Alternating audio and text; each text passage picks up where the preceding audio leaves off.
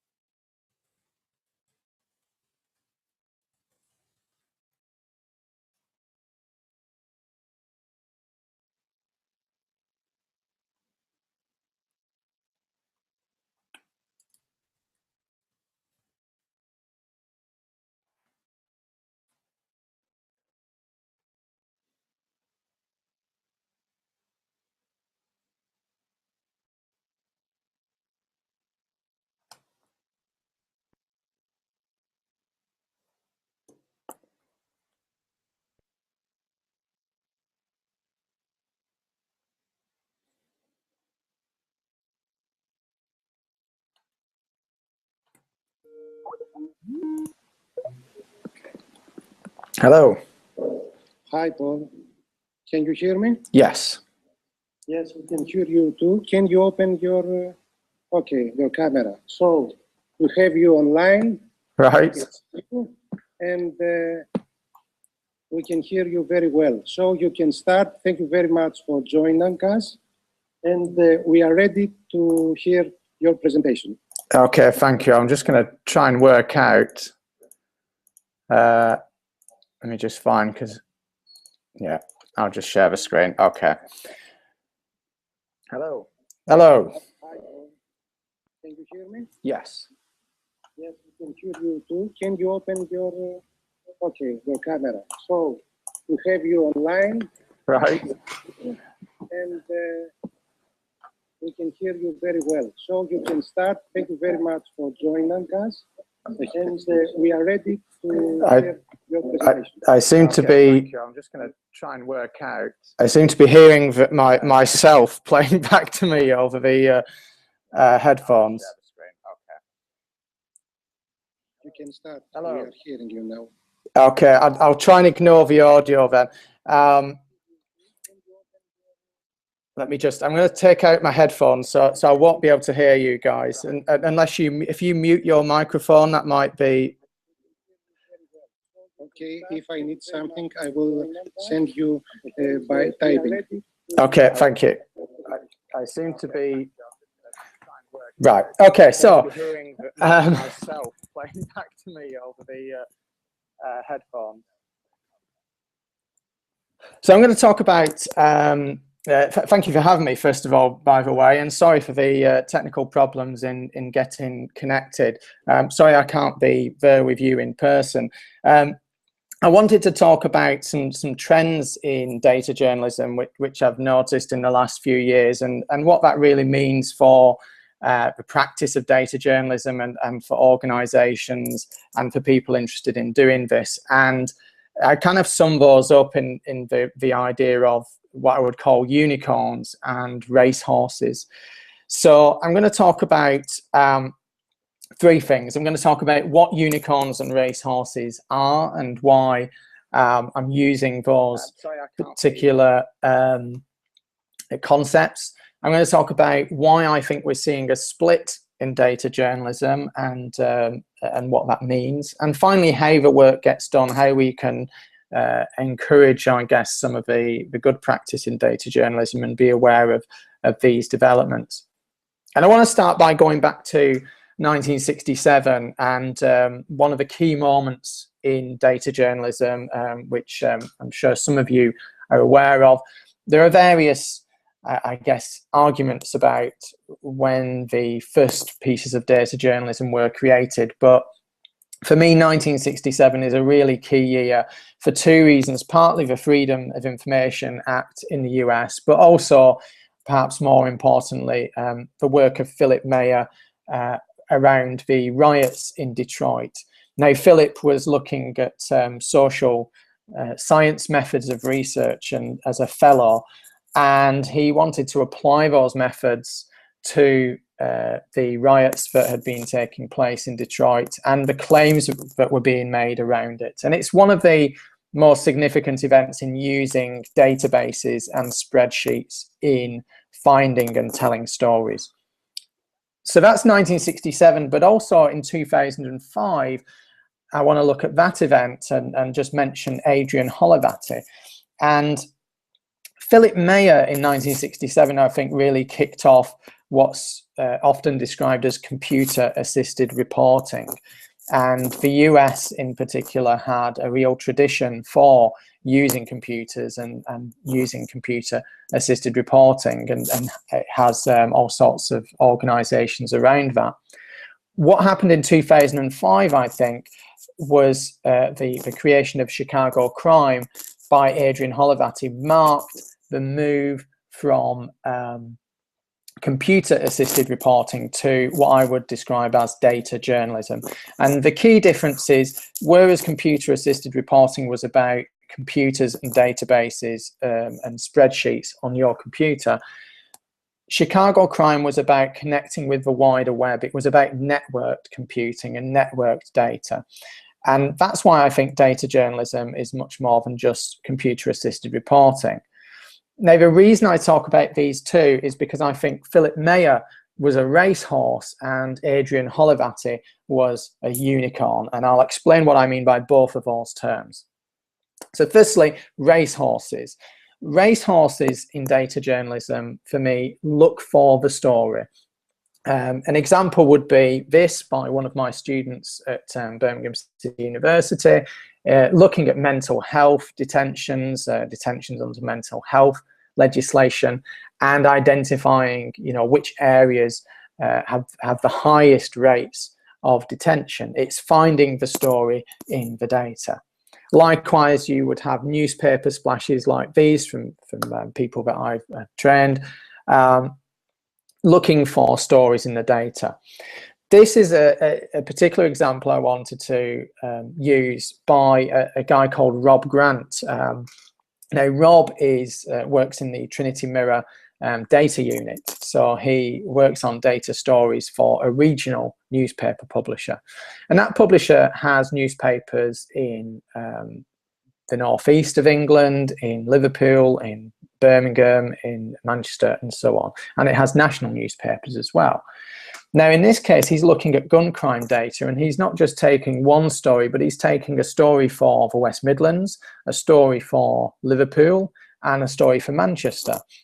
And that's and with each of those, he finds the stories and then works with a local reporter, or a local reporter takes that starting point and adds extra local detail and local responses and quotes. So in these three examples, you can see at the top, Nick McCarthy is the crime reporter in Birmingham, so he adds to that story there. At the bottom, Paul Britton is adding to the story in Manchester. So Rob is a racehorse, but he's generating a number of different stories around this particular issue, this particular data set. More simply, AMPT, which is from the same newspaper group, but a different part, they're looking here at surveillance and doing a very simple numerical analysis to illustrate the intrusion into privacy. And BuzzFeed are doing interesting data journalism, quick data journalism, looking at housing, for example, and statistics around housing. But it doesn't have to be quick data journalism. I think racehorses can also be take more time, do more deeper stories. That's not what I mean by racehorse. I'm not talking about speed. I'm talking about really just persistence and focusing on the story. So here, Martin Rosenbaum from the BBC is looking at which cars fail MOTs most. And this was quite a prolonged process in terms of getting hold of that data. And at the Bureau of Investigative Journalism, they have an ongoing project to identify different people who've been killed by drones. And then finally, I think with racehorse data journalism, we have deaths in police custody, people who have died in police custody, but they're not contained in the official data. So in this case, it's a situation of reporting on what data is missing. Can you still hear me?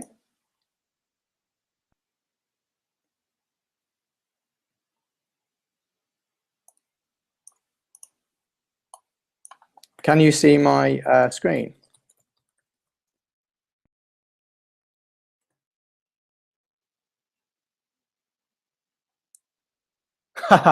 Well, that's nice. Okay. In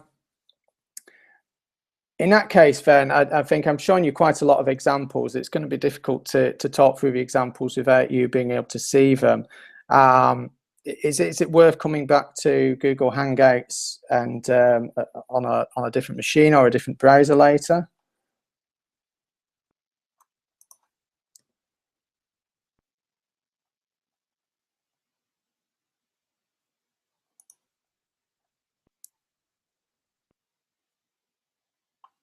Let me just check.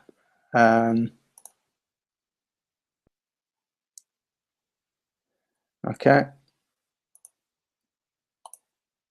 Let me try again. Can you see my screen now? A different machine or a different... Okay. Right, can you see the slides here? Right, okay. We'll get there eventually. Okay, so I don't know what's happened there, but anyway, I will share this the presentation with you so you can look at the examples yourself later. It might have been because I was on full screen and it wasn't showing them before. So I'll watch out for messages and carry on. So that was about racehorses. Racehorses are about finding the story. Unicorns, I think, really help users tell the story, and that's where their focus is. So when the population of the world reached 7 billion, the BBC created an interactive that allowed people to find out where they sat in that particular number, what number they were, roughly speaking, in that 7 billion. One of the most widely spread pieces of data journalism and interactivity, in fact, one of the most widely spread pieces of journalism they'd ever done. This particular interactive looks at wage inequality and allows you to look at the impact that has on society. This interactive allows you to play a game around house prices as a way of exploring the changes and increase in house prices and how that affects housing as a market. The BBC again got hold of regular health data, A&E data, hospital waiting times, and allowed you to find out how your hospital was affected. And likewise, ProPublica used Facebook as a way of letting you find out how your school had performed in one particular investigation that they did into education. So personalization is often a large part of this. This project from Polygraph, I think, is really interesting because what this does is add contextual information to new stories.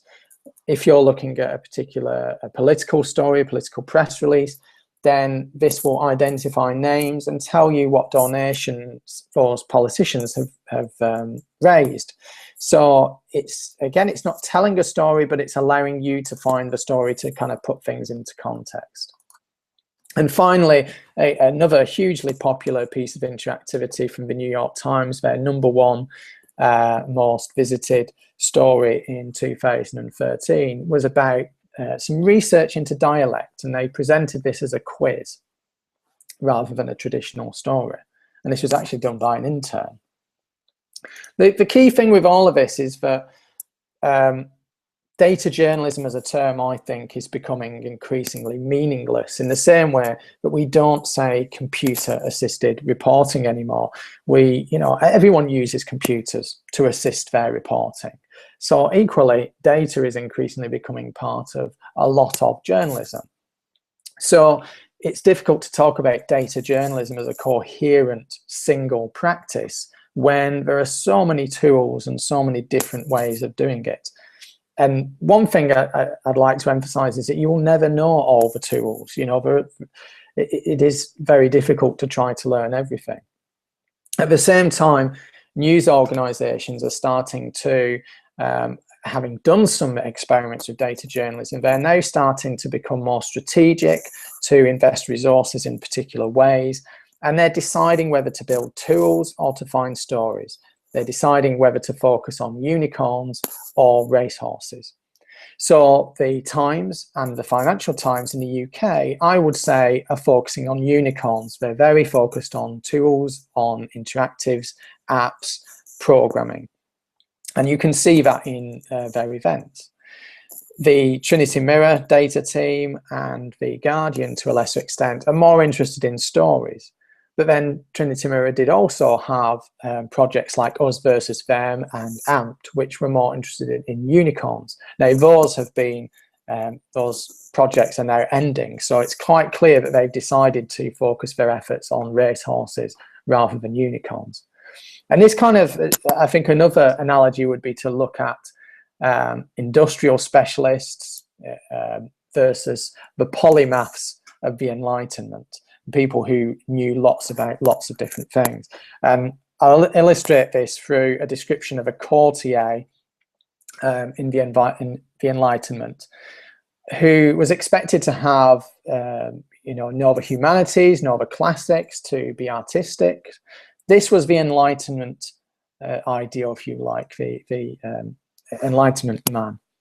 Now you read a job description for a data journalist, and you kind of have a sense of history repeating itself. We're expecting data journalists to be able to clean, manipulate, analyze, and display data.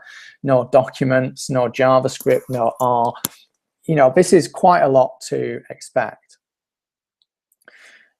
This kind of brings me back to the inverted pyramid of data journalism that I put together a number of years ago as a way of mapping out all the different processes, all the different skills involved in data journalism.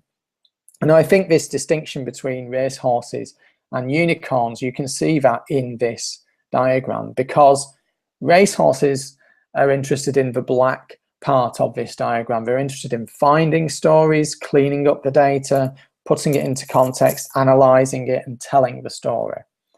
Unicorns, on the other hand, are more interested in the communication of the story. Visualization is a very basic part of that, but probably more about socializing, so about tapping into social media, allowing people to log in through social media accounts, personalizing it, making data into tools. Again, I think the key thing is, don't worry about choosing the wrong tool. That there are so many tools out there. You should be instead choosing a problem to solve and then learning the skills to solve that problem. So this is really choosing your own adventure. And in this final part, I want to talk about how to get past that anxiety of what I would call tool anxiety, of having too many choices and too many things that you need to learn. So firstly, do you need to learn code? Well, you might need to, if you've got a problem that involves getting hold of data from public sources, then scraping might be a useful skill to develop. Scraping is the process of gathering information from a number of different sources. So it might be dozens of PDFs or hundreds of spreadsheets or thousands of web pages. Scraping allows you to get all that data and pull it all into one spreadsheet or file that you can then interrogate. And my book, Scraping for Journalists, goes through various tools and various techniques for scraping data. But there's another type of code you can learn as well, and that's law. I think people underestimate the role of law in data journalism. And if you have a Freedom of Information Act or a Data Protection Act, or if you're in Europe and your country has to adhere to the environmental information regulations, then knowing how to use those laws is just as important as knowing how to scrape. So that might be how you get hold of your data, and that might be the skill that you learn to do that. And then there's code in the spreadsheet. You might need to answer questions by analyzing data. How much money was spent? Who was the worst? What's the average? So again, my book Finding Stories with Spreadsheets is about those techniques of asking questions of spreadsheets, of data using Excel. And Tony Hurst does a similar thing around R, a more advanced programming language, if you want to do more advanced statistical analysis. Another code is JavaScript, and JavaScript is often used to tell the story rather than find it. So if that is your problem, if you have a way that you want to tell this story, then JavaScript perhaps might be the route that you go down. Quizzes can be done with JavaScript quite nicely. Counters can be really interesting, ways of showing money or numbers increasing over time in real time. I think that's a really engaging way of presenting what could be dry numbers otherwise. And of course, there are lots of tools you can use to solve your problem quite quickly. If you're mapping, I think CartoDB is increasingly powerful, and now for me, quite often a preferred option to Google Fusion tables. You can do quick visualizations with Data Wrapper and Infogram, and more complex ones with Tableau. So again, depending on your problem, depending on the story, you would learn the tool for that job rather than learning it for the sake of it. And again, don't underestimate tools around building trust with sources. Information security, I think, is increasingly important.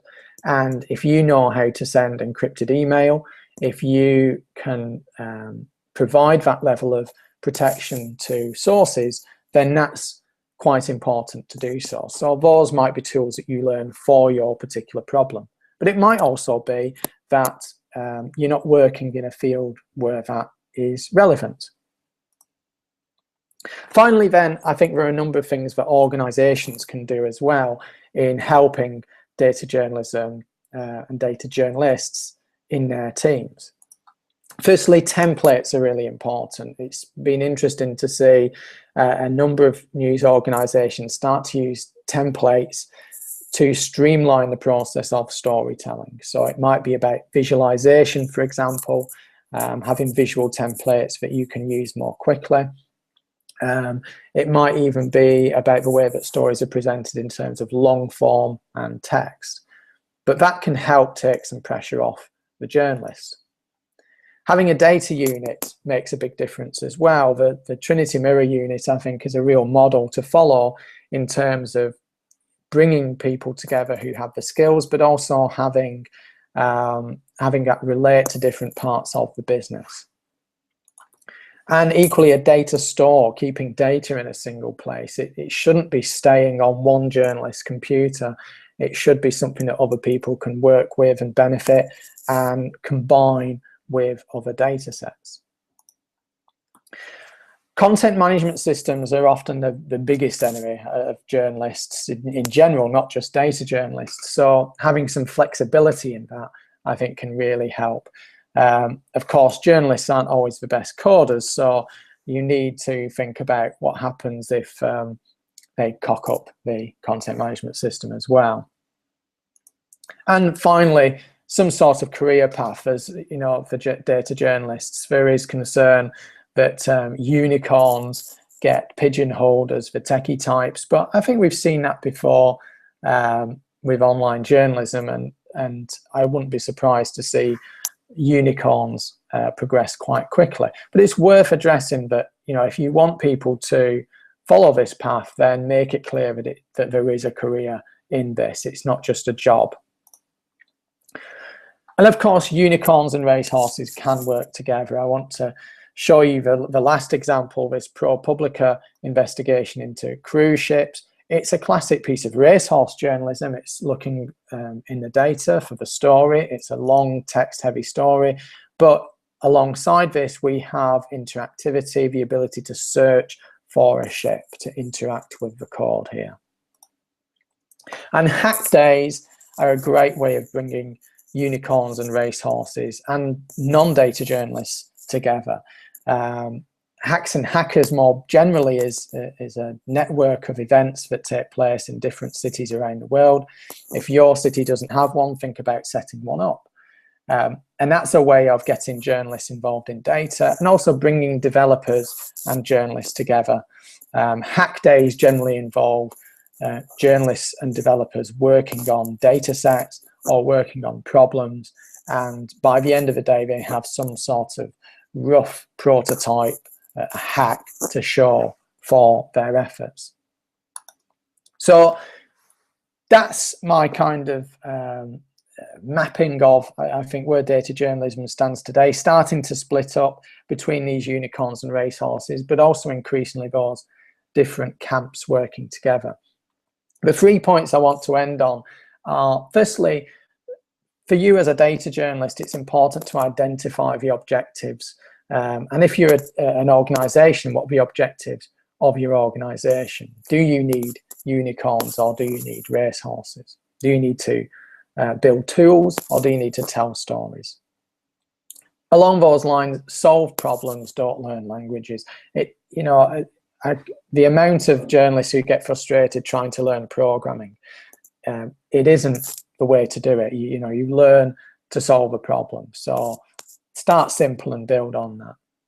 And finally, don't expect to know everything. Collaboration is really key to the data community. So working with others, sharing the knowledge, sharing the data that you have will really make a big difference in how easily you can work on future problems. If you've helped someone with their problem now, they will help you with yours in the future. And if you share your data, others will find different things to do with it, whether that's different stories as racehorses or building tools as unicorns. So that's it from me. Thank you very much. I hope that wasn't too disrupted. And if you've any questions, you can find me on Twitter at Paul Bradshaw.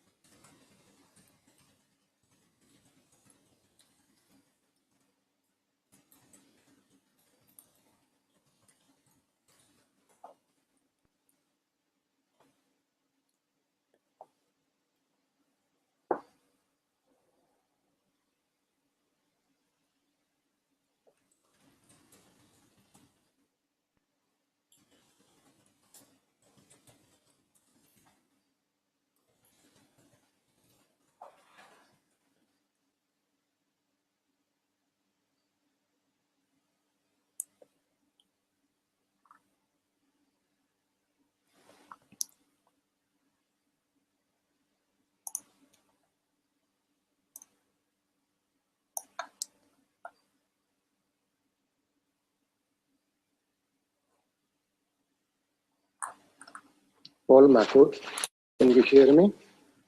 Yes. Can you? Yes, you can hear me now. Yes. Well, we had some problems. Sometimes we couldn't hear you, but the images that you were sending to us were coming clear.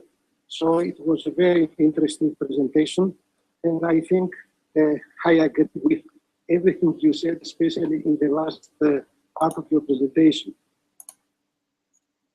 Okay. Yeah. Yeah. I hope it wasn't too bad. Yeah. Yeah. I have to. Yeah. At least you've got the slides. Hopefully, you can share those around, and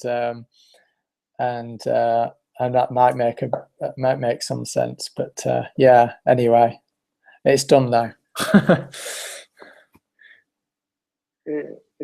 We here in the Aristotle University of Thessaloniki, we have begun already elective course in the BA of journalism on data journalism. Oh yeah. We also lifelong training programs for journalists. Can you hear me? Yeah, so you were breaking up there.